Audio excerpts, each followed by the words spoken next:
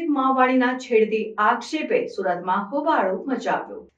સુરતમાં સરથાણા જકાતનાકા પાસે floral women's હોસ્પિટલના ડોક્ટર પ્રતિક માવાણીએ સોનોગ્રાફી સેન્ટરમાં મહિલા દર્દીની ચકાસણી દરમિયાન તેની 20 વર્ષીય રિસેપ્શનિસ્ટને હાથ ઉપર કિસ કરી છેડતી કરતા હોબાળો મચ્યો હતો। રોષે ભરાયેલા લોકોએ આ તબીબને મેથીપાક ચખાડ્યો। એમ્સ હોસ્પિટલમાં દાખલ થઈ ગયો હતો। સોનોગ્રાફી રૂમમાં તબીબે કરેલી આ હરકત શહેરમાં ચર્ચાસ્પદ બની છે। પીડિતાએ કહ્યું કે આ ઘટના ત્રીજી વાર બની અને ઓછી પોલીસ ફરિયાદ કરી છે। 181 મહિલા હેલ્પલાઇનમાં પણ ફરિયાદ કરી છે। મૂળ અમરેલી જિલ્લાની વતની અને હાલ કતારગામ રહેતી 20 વર્ષીય યુવતી કાપોદ્રામાં એક સોનોગ્રાફી સેન્ટરમાં રિસેપ્શનિસ્ટ છે। પિતાનું વર્ષો પહેલા અવસાન થઈ ગયું હોય આ યુવતી ઉપર જ માતા ભાઈના ભરણ પોષણની જવાબદારી છે। બુધવારે બપોરે રાબતા મુજબ તે ડ્યુટી ઉપર હતી અને તે વખતે તેમના સેન્ટરમાં એક યુવતી ડાયગ્નોસિસ માટે આવી હતી। અહીં પ્રેગ્નન્સીને લગતા ટેસ્ટ માટે જકાતનાકા પર ફ્લોરલ વુમન્સ હોસ્પિટલમાં ગાયનેક પ્રતિક માવાણી કન્સલ્ટન્ટ તરીકે આવતા રહેતા હતા। ડોક્ટર પ્રતિકે મીડિયા સામે નિવેદન આપતા જણાવ્યું કે જ્યારે આવા ખોટા આક્ષેપો થશે તો અમે કેવી રીતે યોગ્ય રીતે દર્દીઓની સારવાર કરી શકીશું। તેઓ આગળ કહ્યું કે મારી પાસેથી 20 લાખ રૂપિયાની માંગણી કરવામાં આવી હતી અને પૈસા આપવાની ના પાડતા મારા ઉપર હુમલો કરવામાં આવ્યો। પ્રતિક કુમાર જીવરાજભાઈ માવાણી। સાહેબ શું ઘટના બની હતી? હું છેલ્લા 7 થી 8 વર્ષથી મારુતિ એક્સેસ સોનોગ્રાફીમાં મારા પેશન્ટની તપાસ દર્દીની તપાસ માટે ત્યાં જતો હોઉં છું। આ વખતે પણ એમની તપાસ કરી અને હું સીધો સાહેબની ઓફિસમાં બેઠો હતો। ત્યાં અમુક અસામાજિક તત્વો આવીને 8 થી 10 જણા આવીને સીધી મારી પાસે કીધું કે તમે છેડતી કરી છે, આરોપ મૂક્યો।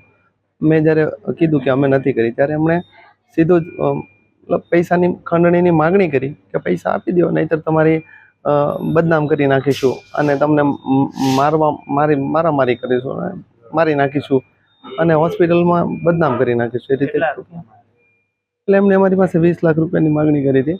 એટલે મેં કીધું કે મેં કંઈ કર્યું નથી તો પછી હું શા માટે આપું એમ કરીને બીજા અસામાજિક તત્વો આવીને સીધું મારવા જ માંડ્યા અને મારા માથાના ભાગે ગંભીર ઈજા થઈ ગઈ હતી અને લોહી લુહાણ હાલતમાં મને છેલ્લે અહીંયા સારવાર માટે આઈસીયુમાં છેલ્લા 2 દિવસથી ટ્રીટમેન્ટ આપવામાં આવી રહી છે। કોણ છે આ છોકરી? કોણ છે? એમને હું ઓળખતો પણ નથી ને હું છેલ્લા 8 વર્ષથી અહીંયા જાઉં છું અને એમાં આ લોકો જે નર્સિંગ સ્ટાફ હોય છે બદલાતો રહેતો હોય છે। તમે અંદર ગયા હતા પેશન્ટને ચેક કરવા ત્યારે કોણ હતું અંદર હાજર? ત્યાં અંદર એ રૂમમાં દર વખતે એક દર્દી હોય છે, એક નર્સિંગ સ્ટાફ હોય છે જે આસિસ્ટન્ટ હોય, એક એક્સરે ટેકનિશિયન પણ હોય છે અને 5 થી 10 મિનિટમાં હું મારું કામ પતાવી દેતો હોઉં છું। તમે 3 વાર છોકરીની છેડતી કરી અલગ અલગ ટાઈમ એવી વાત કરે છે, કેટલા આક્ષેપમાં કેટલી સત્યતા? એકદમ ખોટા આક્ષેપો કરેલા છે, એકદમ ખોટા। અને પૈસા માંગવામાં જો આ રીતે એ લોકો માગણી કરીને આવું કરશે ડોક્ટર સુધી તો અમે સારવાર કઈ રીતે કરીશું? હું બધાને કઈ રીતે મતલબ